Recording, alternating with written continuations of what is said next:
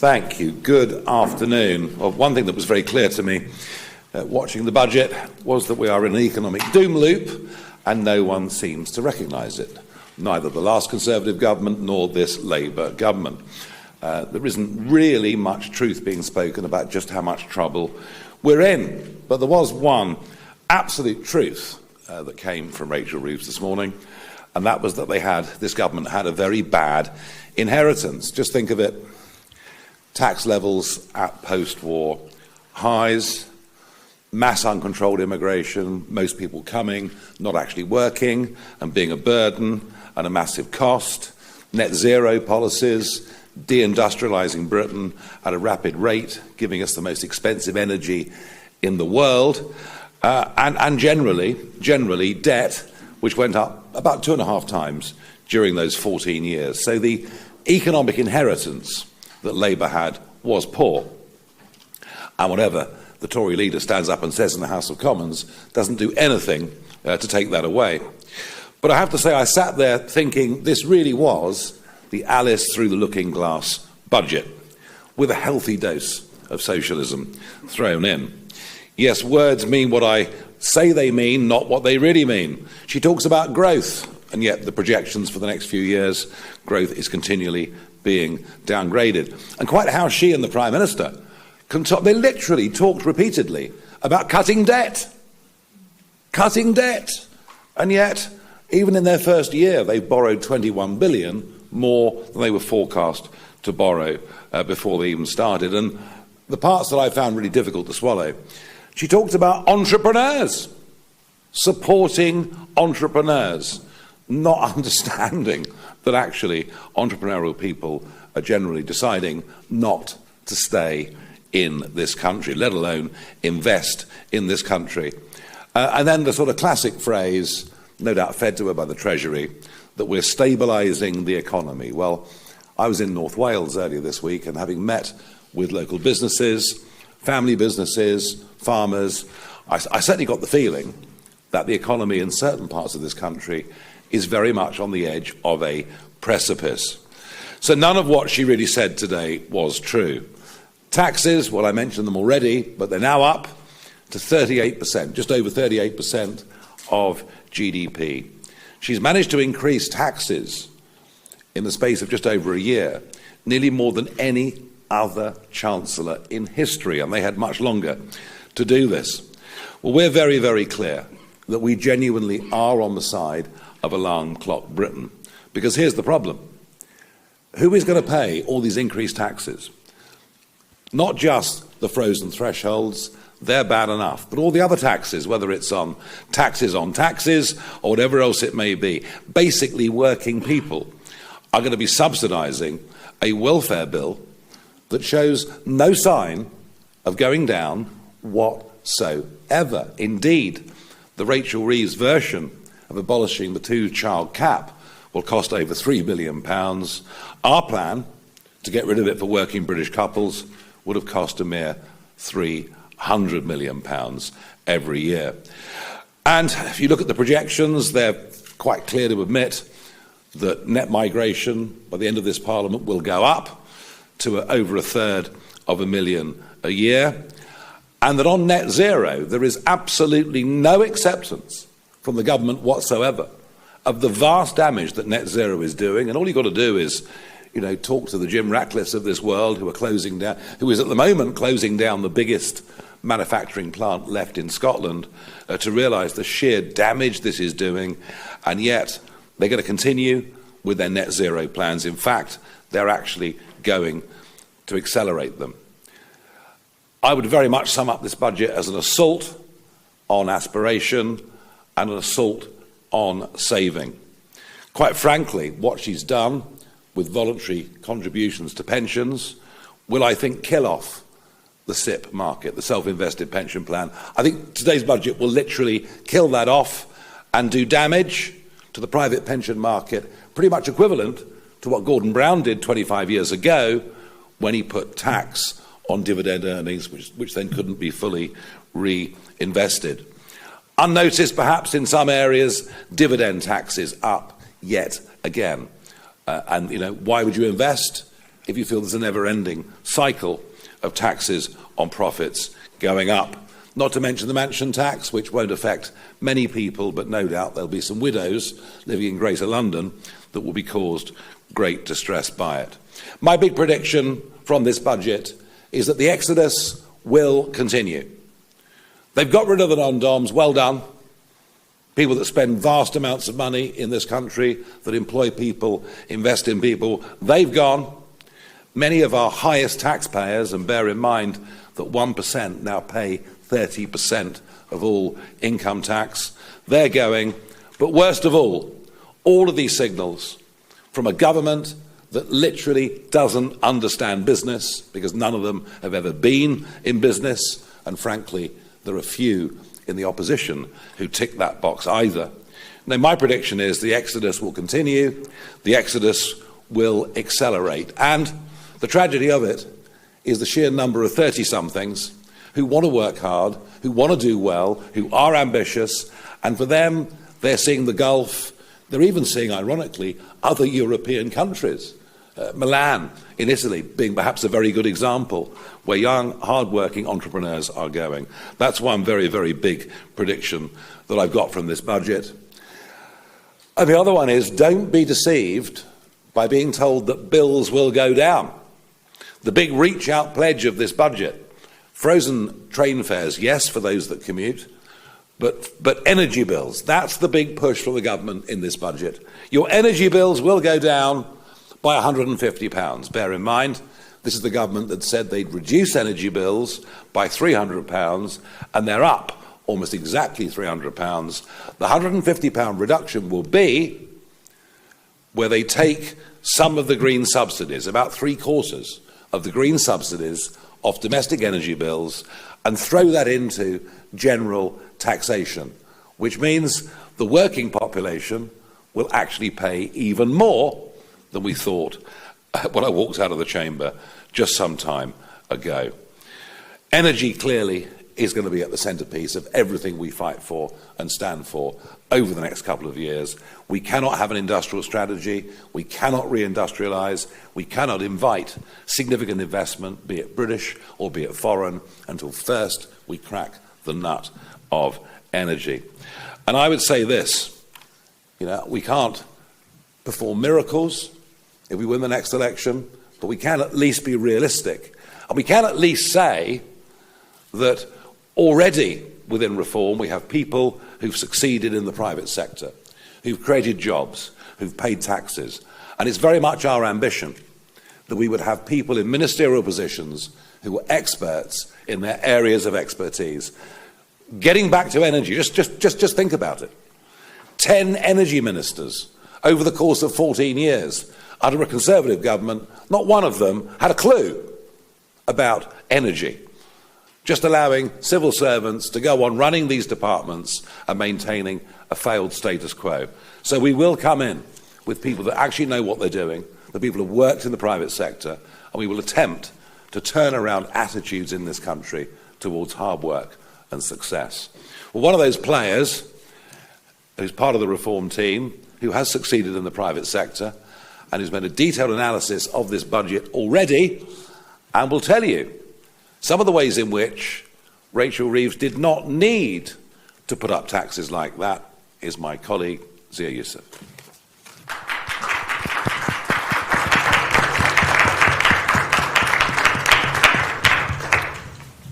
Good afternoon, everybody.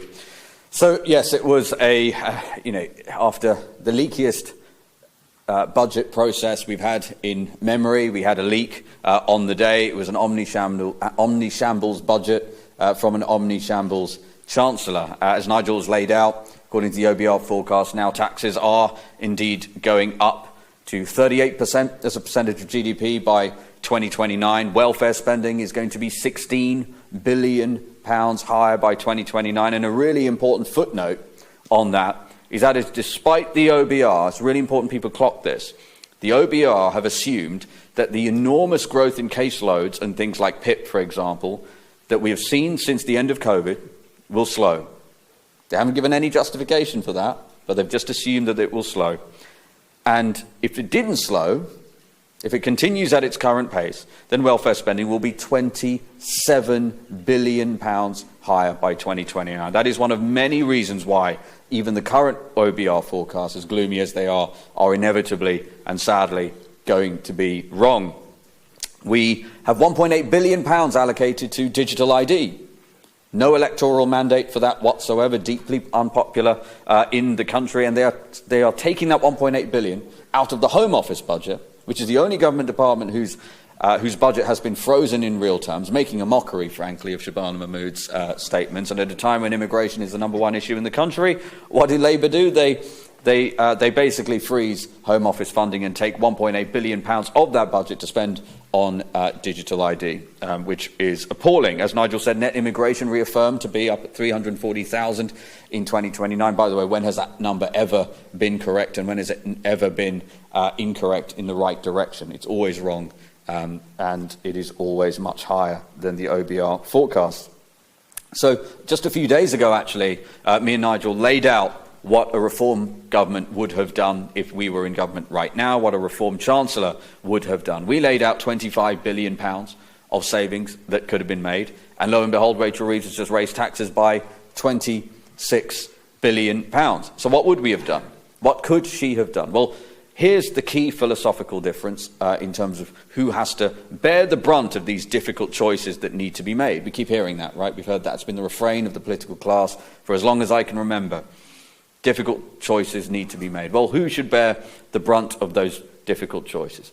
In Nigel Farage's view, and in my view, and in Reform's view, it should be foreign nationals who first and foremost bear the brunt of that. For too long, it has been the case of British citizens being told, pay more tax, accept worse services, while there's basically unlimited money available, blank cheques for foreign nationals. We saw that, for example, you'd have seen in the OBR document today, Home Office saying that spending on asylum accommodation is going to be £15 billion over the next decade, not the £4.5 billion, which is an already outrageous number. It's going to be £15 billion.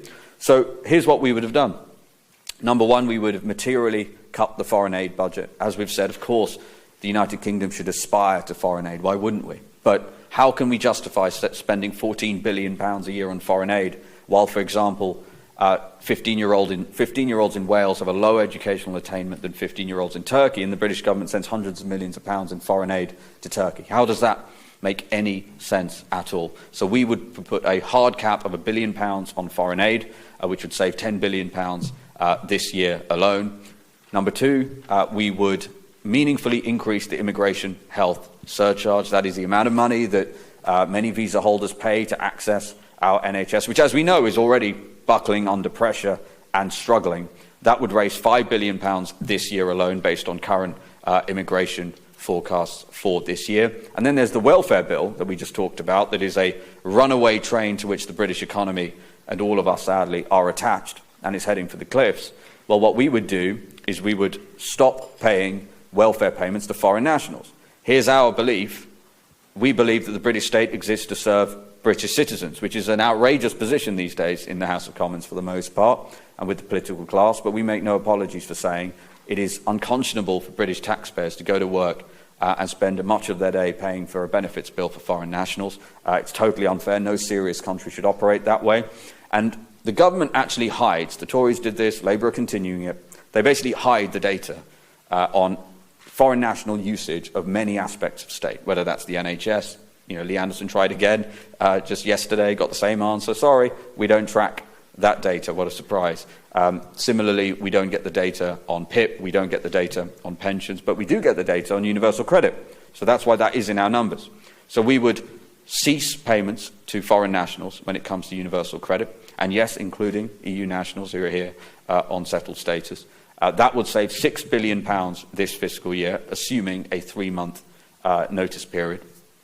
And then we also have foreign nationals in our prisons. Over 10,000 foreign nationals languish in our jails. Most of those people, by the way, were put there under a Tory government. We should not forget that. But that number is not going down under Labour, and recent analysis suggests £640 million is the cost annually of keeping those people. So even net of deportation costs, that's about £500 million that can be saved. And then the other major saving on the theme of welfare, which must be brought under control, is our reforms that Lee and I announced in terms of PIP, where we would take people who are receiving PIP payments for non-serious anxiety and put them on back-to-work programs, where the preponderance of academic literature in Europe shows time and again that is the best possible thing you could do for them. It's pretty good for the taxpayer too. That would save £3.5 billion this year, rising to £9 billion a year by 2029. You tot all of those up, you get £25 billion, which is just £1 billion less than the amount of money Rachel Reeves has raised taxes by. In the end, the only way that we break this country out of this doom loop that it's been in is by doing the opposite of what the political class has been doing. Kind of by definition, that's what we have to do. We need to reduce spending and allow people to keep more of their wages, right? And the political class, the Tories, did the opposite of that year after year after year. They ran a deficit. You know, they talk now about being the party of fiscal responsibility and living within our means. They ran a deficit 14 years in a row. They almost tripled the national debt. They built nothing of significance. They took the tax burden to the highest level since World War II. All Rachel Reeves is doing is continuing the decisions that the Tories made. So that is what reform would do. We would put British citizens first. And had Rachel Reeves taken up our suggestions that we published and were crystal clear and could have been implemented right now, again, that 25 billion number is for this fiscal year. It grows significantly, and most of those numbers multiply by 2029. Had she done so, she would not have had to need to raise taxes, and this doom loop could have been stopped. Thank you very much. Thank you, Zia. Now, there was a moment in her speech when she said, some people think the answer is just to cut spending. So, well, it's quite a good start, really, wouldn't it? You know, we've got a few questions here we're going to take. I know everybody's rushed for time. We'll start with Georgia Roberts from the BBC. Microphone. Thank you. You mentioned being on the side of Alarm Clock Britain. Just wanted to ask you about the minimum wage. You suggested a few weeks ago that it might be too high, especially talking about young people. Obviously, since then, we've seen in this budget that it's increased.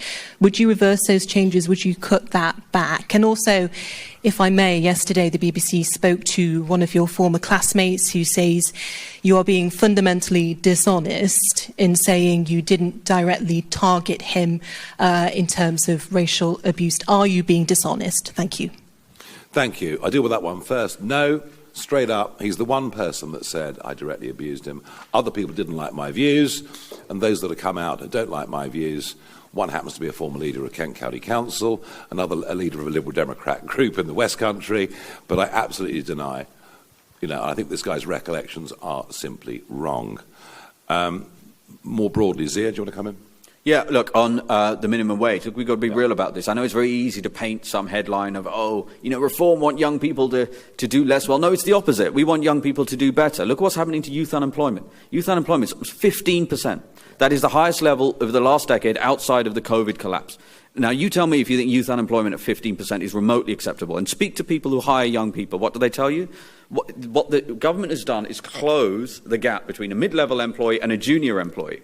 And this is the problem with having people who make these decisions who have never actually had to employ anyone, never had to make those sorts of decisions. Our young people are being basically thrown onto the scrap heap. Look at how many young people under 25s is the fastest growing aspect of PIP caseload. All of these things are connected, and a whole younger generation are being betrayed. I remember my first job. I earned £3.30 or something, right, minimum wage, and it wasn't because I aspired to earn £3.30 for the rest of my life.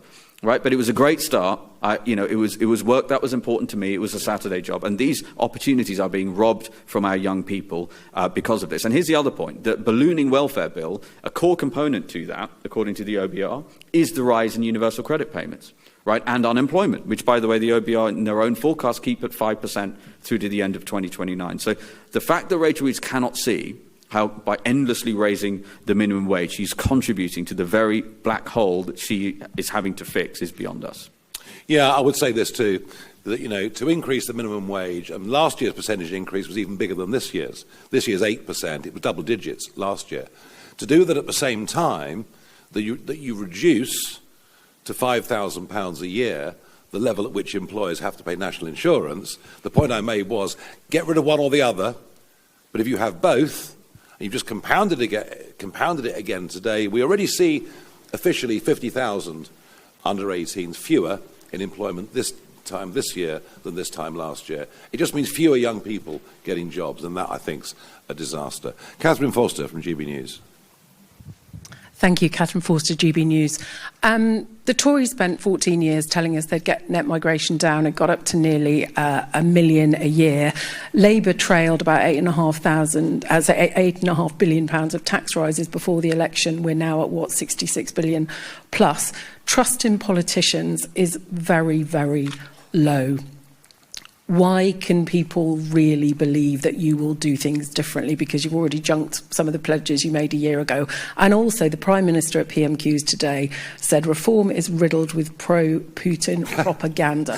What's your response? Why don't you order an investigation, given what happened with Nathan Gill last week? Well, the Putin stuff's nonsense. Just because I said in 2013 that I admired him as a political operator but didn't like him as a human being, before the Ukrainian invasion, I'm a Putin supporter. By the way, the Queen met Putin after I'd said that. Whether she was a Putin sympathiser, perhaps you better ask the Prime Minister. I don't know. Did UKIP have a problem with an MEP who clearly was corrupt? Yes, it did. Did he join reform? Very briefly in Wales he did, and very briefly he was leader. I can't investigate UKIP in the European Parliament in 2018. How do I do that? Can I read people's emails? Can I take their mobile phones? How on earth can I investigate that? What I would welcome, though, is a broader investigation, because I'm quite worried about Chinese influence. I'm worried about people that should be on spy trials that suddenly are not. I'm worried about a giant embassy over some of the most important communication cables and sections in London. I'm worried very much indeed by the level of Chinese influence there appears to be, including an MP who's taken 500,000 quid from a Chinese spy, but we don't talk about that. So if we're going to have an investigation into foreign money, it would need to be done by the authorities in this country, and they would need to have real power. Real power. I haven't got the power to go back, 7 or 8 years and investigate people's messages. I simply can't do it. It's just not possible. Okay, Charanpreet Kaira, ITV. Thank you. We've heard some criticisms of the OBR today, and given today's mishap, should they be abolished for good? And also, you said earlier this week that you never tried to hurt anybody with the comments that you made at school. You've described them as banter. Some of those who are on the receiving end clearly disagree. So given that they say you did hurt them, would you like to apologise to them? Well, one person says they were hurt, and if they feel they were hurt, then I'm genuinely sorry. But I never, ever, ever would have said or done anything like that directly to a human being. Absolutely not. As for the OBR, well, I'm struggling to see their relevance. I mean, who produces the budget? Is it the Chancellor with her department working with the Treasury? This was very much a George Osborne idea, that if we had the OBR, it would give us fiscal responsibility. Well, let's have a think about that, shall we? Since we launched the OBR, the accumulated national debt has gone from 1 trillion to 2.9 trillion. So it doesn't appear to be working. At least a dramatic rethink. Yeah, I would agree with that. Look, in the end, the buck stops with the Chancellor, and the fact that clearly Treasury officials have too much influence. Also, there is a direct correlation, as we just pointed out. I don't think there's a real justification for not modelling a £27 billion increase in welfare spending by 2029. There's no explanation for that in the OBR document. That is an enormous amount of money, right? She would have had to increase income tax meaningfully, actually, to fill that gap. So some of this is already politicised. We'll speak more about all of that ahead of the general election. Yeah, there could even be an argument that the Treasury functions need to be separated too. That maybe economic policy and growth policy needs to come away from tax and spend, And that's a debate it's been talked about a little bit in Westminster over the last couple of years, but that's something we're certainly open-minded to thinking about. What I will say is, as has already been the case, and I just want to go back to that previous question about trust in politics being at certainly a low in my lifetime. I don't remember it like this. I mean, how many things used to be jury trials now being abolished for so many people? That wasn't in anyone's manifesto. So. You cited the fact that Nigel said that the contract for the people for the last general election was no longer to be relied upon as a reason why somebody shouldn't trust him. I'd say the opposite is the case, actually. It would have been the easiest thing in the world to continue to promise sweeties for everybody, right, and get the front page of every single... In that speech, Nigel did... He could have gotten every front page of every centre-right newspaper by announcing a blockbuster tax cut. What did he do? He did the opposite. He said, the state of the country's finances are so dire, and we didn't win the last general election, sadly, that we cannot commit to tax cuts until the economy and the finances are on a better footing. And I want to make the point that, if we're talking about incremental new tax cuts, we've got to be real about this. Just to unwind the tax rises Rachel Reeves has put through since the general election now, we're talking at 60, 70 billion pounds. By the time of a general election, even with an early one, it's going to be into the hundreds of billions, right? So for the Tories to be talking about stamp duty, why wouldn't we love to announce to abolish stamp duty? Of course we'd love to announce it. It's just not serious. And so I put it to you, what Nigel is doing is making sure the table is set fairly and reasonably and speaking directly to the British people about what the truth is. Yeah, we have to cut spending, of that there is no doubt. Anja Pop, Channel 4. Hi, Anya Pop, Channel 4 News. Mr Farage, 20 people have accused you of making racist comments at school. Oh dear, I think we've gone quite a long way towards answering all this, don't you? But you've mentioned 3 people with political affiliations. What about the other 17? Why should people believe you over Well, if you look at what they said, none of them say I directly attacked them or abused them. What they do say very clearly is they had different political views to me. That, that I thought Enoch Powell was right about the common market, which I did in the referendum, which was a minority position, but I held it all the way back then.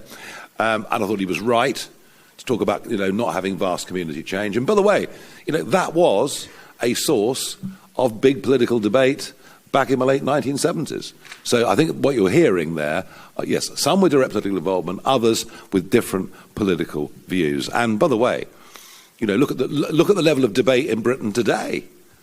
I mean, anyone that dares to question immigration numbers is likely to be screamed at as racist in the street. So perhaps not much has, in some ways, actually changed. Michael Knowles from The Express. On that last topic, do you think the public need to be ready for more tax rises if Labour fails to actually curb immigration, stop the boats and fix our asylum crisis? Yes, I think the public need to be prepared for more tax rises, but I think the public also might need to be prepared for an early general election. I struggle to see this lot going on to 2029. I believe there will be a fiscal event at some point in the next couple of years, and I think she'll face at some point a budget where she has no option but to cut spending, and that I think is when the government falls to pieces. We saw today in the Commons just how strongly socialist this Labour Party is. Some of the biggest cheers for the Chancellor when she was saying, well, the sort of school I went to, you posh Tories didn't care about. So there's an awful lot of class warfare out there. And I think the risks for Labour of a massive fracture on the left are really all too real. Genevieve from The Telegraph, please. Hi, Mr Farage. So do you believe that Rachel Reeves has breached the Labour manifesto by freezing income tax thresholds? It seems that some in the Treasury are arguing that some in Labour are arguing that she hasn't broken the manifesto by doing that. And secondly, you've previously expressed support for scrapping the 2-child benefit cap. So that obviously happened today. The Chancellor announced it today. Do you think that she was right to do that and you wouldn't bring it back in if you were to win in 2025? She's broken the manifesto in spirit, if not literally in letter. Everyone who's at work's taxes will go up.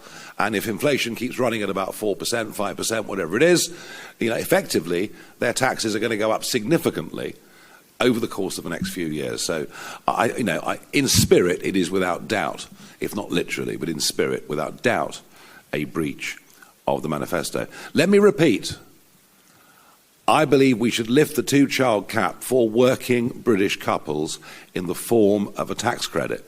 As it turns out, what has been announced today and cheered to the rafters by the backbenches, one of the most popular parts of her whole speech was it will go to people who are already living on benefits or who were not born in this country. And that is why the cost of this will be £3 billion, whereas the cost in tax credits for our plan, which, by the way, would be one of the most pro-family things that any government had done for many, many years, our cost of that would be about a tenth of it. All right. We've got a couple more. We're going to rattle through. I know time is short. Sam from PA. Kemi Badenoch said in the Commons that Rachel Reeves should now resign. Would you also call for this? Well, this is the usual circus of the House of Commons, isn't it? You know, I mean, was it David Cameron said he wanted to end the Punch and Judy show? I mean, it's more farcical now than it's ever been. It doesn't make much difference, does it really? I mean, I don't see anyone that's going to replace her.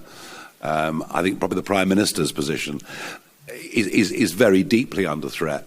It's clear, you know, neither of them have ever been loved by their own backbenches. They're leading the party to disaster. They're collapsing in the polls. The left are beginning to organise and really eat their lunch. A large chunk of their votes come to us already since the election.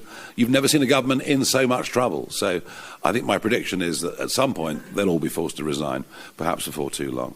Fraser Knight, LBC. Thank you. Mr Farage, you said that you are struggling to see the relevance of the OBR. More immediately, do you think the chair should offer his resignation? And if I can as well, spending on pensioners is set to rise to nearly $200 billion per year by the start of next decade. Does the triple lock need to go? Well, I've said very clearly that the triple lock, we're not going to guarantee anything on the triple lock. We'll have to see what the economics of this are like nearer the next election. But, you know, we've all got to be realistic about the state of public finances. And I still don't think that the media are serious about the state of public finances. We had 14 years of the Conservatives saying, we're cutting the deficit. Oh, that's all right then. But all the while they were cutting the deficit, it was still a massive deficit and debt exploded. And now we've unbelievably, a Prime Minister and a Chancellor today saying we are cutting debt. They're not. They're not. It's going up massively. Even the first year's debt was out by 21 billion. So that is why I say I'm not going to make any guarantees on the triple lock. You know, I know it's important to people. I know the cost of living is very, very high, but we can't make any guarantees on things. And it goes back to what Zia said earlier. You know, we want to be responsible. Lucy White, Bloomberg. I was actually going to pick up on the same point there that I think you missed on the chair of the OBR. Should he resign? Do you think does responsibility need to be taken at the top level? And secondly, if I may as well, the OBR's prediction on forecast on living standards is not particularly rosy in its latest forecast. You've admitted yourself that you wouldn't be able to bring in income tax until you've made spending cuts. What would you do to transform living standards in the UK in the initial stages of your government if you were to have one? It is possible, though, to bring in tax cuts at the same time as spending cuts. I haven't ruled that out, all right? I'm just saying we will do this the right way round. The crucial thing is absolutely crucial thing is to raise the threshold at which people start paying tax. That is the single most important tax that needs to be changed because we've got to change this relationship between being on benefits and being at work. You know, and I've met people on my doorsteps that would love to go back to full-time work, but as soon as they start to get a job and they work more than 16 hours, they lose all their benefits and they're worse off working than they are on benefits. So look, you know, we've argued for a long, long time. We'd love to get this up to £20,000 a year to give people a real incentive to get back to work. Well, somebody at the OBR should carry the can. I mean, after all the leaks that we had, I thought what happened today was truly astonishing. Zia called it an omni-shambles. I think he's wrong. It's a total shambles. Let's go to Antonello from La Repubblica. Antonio Guerra from La Repubblica. Thank you, Mr. Farage. Talking about government spending, former generals and defence figures are asking the UK government to increase funding for defence, given the threat from Russia. If you were Prime Minister, would you increase defence spending in this country, and if so, by how much of the GDP? Thank you. Yeah, I mean, look, there is no doubt that Putin is becoming more dangerous with every month that goes by. No doubt about that. You know, I think Donald Trump really thought he could get him early to the table to have a rational discussion, and it's proved a very, very difficult thing to do. I'm also deeply concerned about China, and I don't necessarily mean that in the sense of conventional warfare, but I do think in terms of cyber warfare, in terms of hacking, in terms of all these things, you know, the nature of warfare is changing. All I do know is that we need to have significant investment in drones. Drones are going to, you know, they are rather like the tank was in 1917. Drones are going to be here to stay. And I'm not sure, and we actually talked about this over the weekend, didn't we? I'm not actually sure that in terms of procurement, we're looking in quite the right directions or thinking the right way. Thoughts on that, Zia? Yeah, look, if you speak to, you know, any of you in the media can go and speak to people in the military, either serving or recently finished serving, and ask them, you know, what would happen to Britain if a threat actor of the level of, say, Iran, let alone China, came at us with everything they've got with drones. How long would Britain be able to defend any of our key infrastructure? And it is not very long at all. We basically have no drone stocks, sadly. So no, I think Nigel's right. I think, you know, Britain, we need to look at what Britain is procuring. Yes, we need to spend more. Actually, it was Reform talking about increasing defence spending as a percentage of GDP long before, for example, Labour were. But the key point is the country needs more money. We need to actually grow the economy. And there's no sign of that happening at the moment. No. Enjoy the Rachel Reeves press conference at 4. Thank you very much. Questions for the Guardian?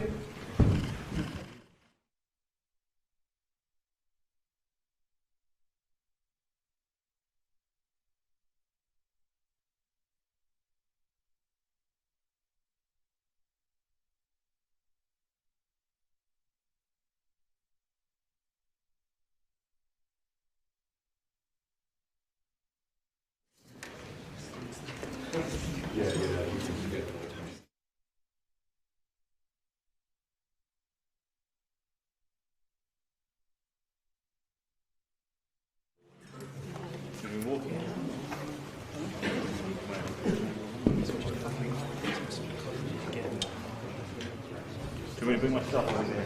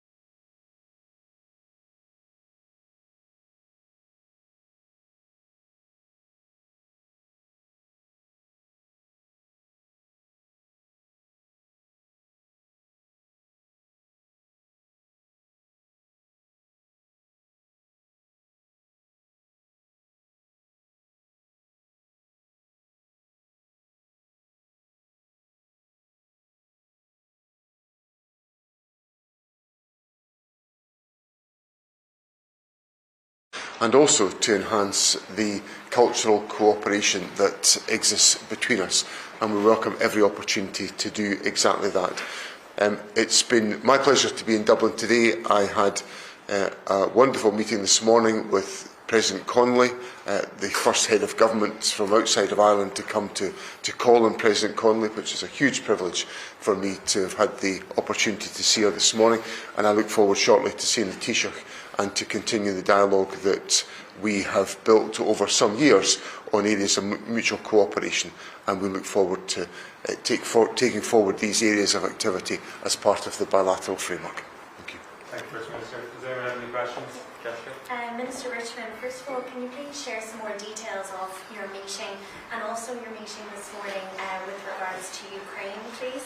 And then just for the First Minister, please, your Finance Secretary has said that the new budget today fails to deliver for Scotland. Can I get your reaction to that, and do you agree with that assessment? Thank you. In relation to the meeting we've just had, we had a wonderful and warm exchange in relation to the potential and indeed existing opportunities that Scotland and Ireland are realising together. One area, and I'll just mention one that is of particular interest, is in relation to space.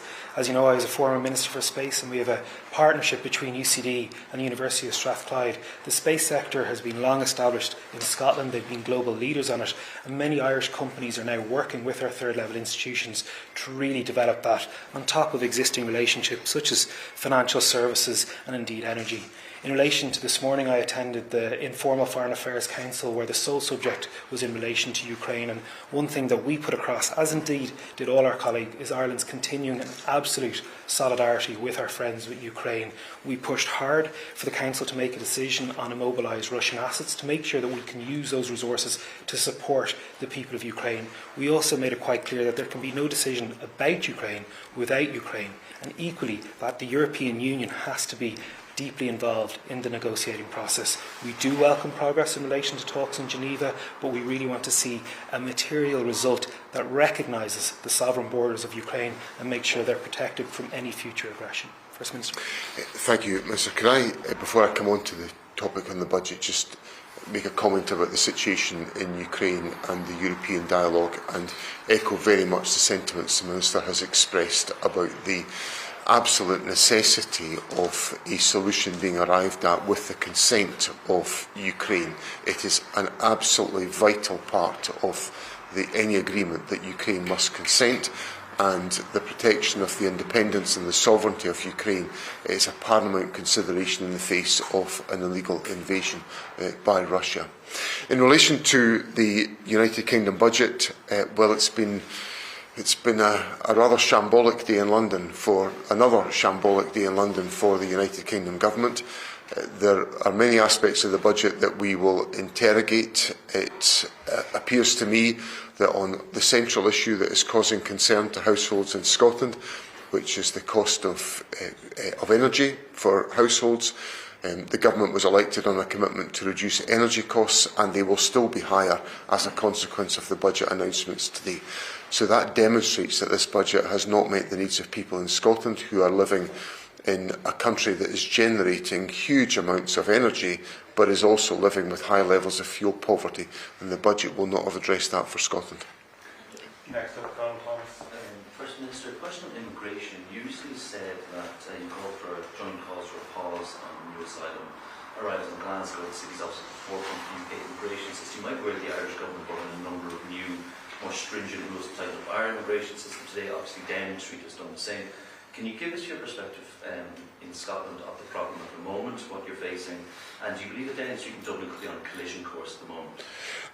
In relation to the situation in Glasgow, what I've said is that the City of Glasgow Council is dealing with a situation that is essentially been made more difficult for them by the approach being taken by the Home Office. So the Home Office has got to revisit the arrangements by which cases are determined and the amount of time that individuals who have their claims resolved are given before they are deemed to be homeless, because that's the issue that's causing stress within Glasgow.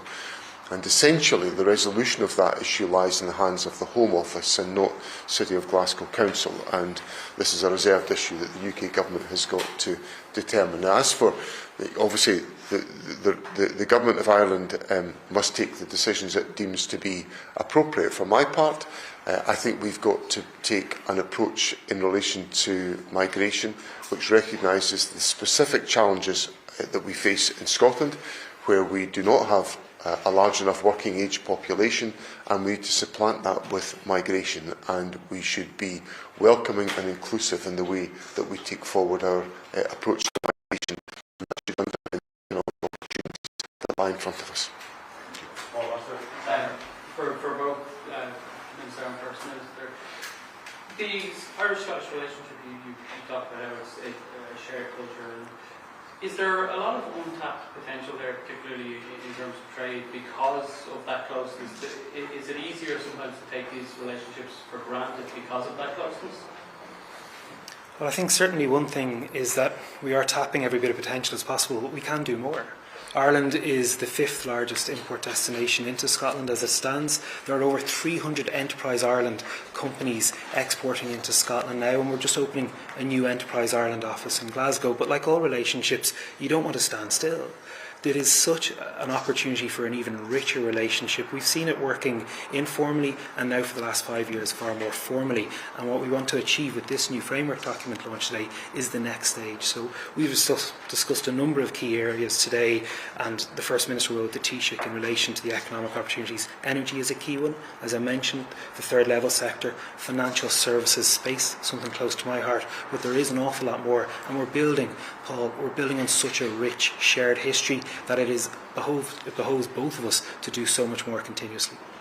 I think I agree entirely with the Minister's comments, and I do think there is more we can do to develop these relationships. I think we have between us very deep connections, but we've also got a great number of strengths which, if combined, if established in collaboration, could have even more impact than they currently do independently. And I think we see increasing areas of cooperation and collaboration, and this framework is designed to support and to encourage that further activity.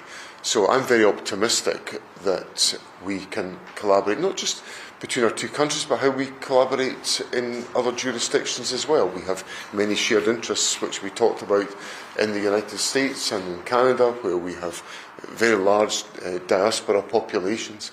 So there are opportunities for us to take this cooperation further. And I think the strength of what is being renewed today is an agreement that puts our relationship on a long-term sustainable footing, and that's to the benefit of the people of both Scotland and Ireland. Hi, I'm with the Press Association, and some of my colleagues in Scotland have a couple of questions for you on the budget. They asked, does the Scottish Government know how much money it will receive as a result of the UK Government's decision to end the two-child cap? We don't. Well, obviously, the issue about the two-child cap is essentially that, from what I've been able to deduce so far, and I stress I'm still consuming the details of the budget, is that the United Kingdom Government proposes to lift the two-child cap with effect from the 1st of April 2026. Now, the Scottish Government was taking forward proposals to do exactly the same from the 1st of March 2026. So what essentially this means is that the UK Government will be implementing a policy that Scotland was planning to implement already, and that will then free up resources within the Scottish Government's block grant to be used for other purposes. And what I've made clear is that were this to happen, we would deploy any expenditure freed up to support wider measures to eradicate child poverty, to make sure that the mission of the government to eradicate child poverty is further fuelled by a policy change of this type. Do you think your decisions have pressure on the UK Government to do this? Yes. Okay. And do you feel that the relief the UK Government shied away from increasing income tax, that this could have seen money cut from Scotland's budget? It would depend on what the UK government did with the proceeds of such an income tax increase. If they'd invested it in public expenditure, then I suspect that probably would have benefited Scotland. But that's not an option they've taken. We'll study the details of the budget, and my Finance Secretary will set out in an orderly and transparent fashion the commitments that we make in our own budget when it's presented to Parliament on the 13th of January. And finally, sorry, what do you make of okay. Yeah.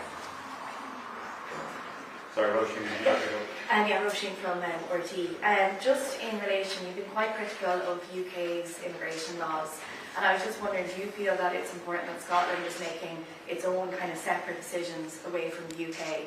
And just to build on that as well, I was just wondering, do you still see Ireland as an example in terms of striving towards independence? Well, I have enormous respect for Ireland and the journey that Ireland has taken in the use of its independence and the use of the opportunities of independence. I look at Ireland. I was citing the example of Ireland in a recent speech to my party conference, where I was indicating that Ireland had the golden combination of independence and membership of the European Union, and that Scotland has the golden combination of the prospect of independence, the prospect of membership of the European Union, and low-cost energy from renewable energy sources, which is an opportunity we've both spoken about today. So I do admire the journey of Ireland, and I want Scotland to be an independent country. Now, on the question of migration, I have argued, because we have a need to supplement our working age population, that Scotland needs to have specific arrangements in place to enable migration so that we can boost our working age population. That argument was put forward quite recently by the former principal of the University of Glasgow, Sir Anton Muscatelli, in a report for the Labour Party in Scotland. And when that conclusion, arguing for a bespoke migration system for Scotland, and when that argument was put to the Home Secretary in the House of Commons, she dismissed it as perverse. And what that tells me is that the United Kingdom government is going to be hostile to any idea that we should have a different or distinctive approach to migration in Scotland, which is what Scotland needs. And that's just another example of the arguments and the necessity for Scotland to be an independent country. Great, thanks very much, everyone. Okay, thank you all very much. Thank you. Thank you.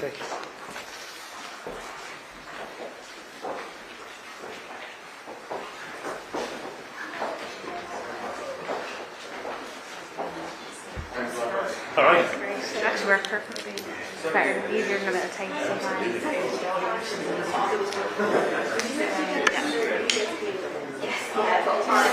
Here we go.